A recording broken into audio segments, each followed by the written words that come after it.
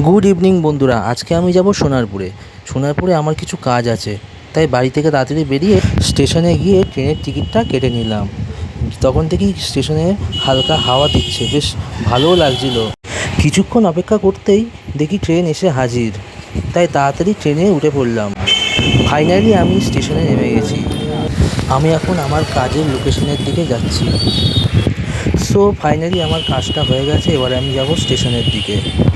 স্টেশনের দিকে আসতেই মনে পড়ে গেল সেই সোনারপুরের লস্যির কথা, তাই চলে গেলাম লস্যি খেতে খেতে। অনেকক্ষণ অপেক্ষা করার পর লস্যির গ্লাসটা হাতে পেলে আর জাস্ট অন্য লেভেলের খেতে। লস্যিটা খেয়েই চলে গেলাম স্টেশনে। স্টেশনে উঠতেই ট্রেন এসে হাজির, তাই তাড়াতাড়ি করে ট্রেনে উঠে গেলাম। ফাইনালি ট্রেন থেকে নেমে গেছি, এবার বাড়ি যাওয়ার পথে।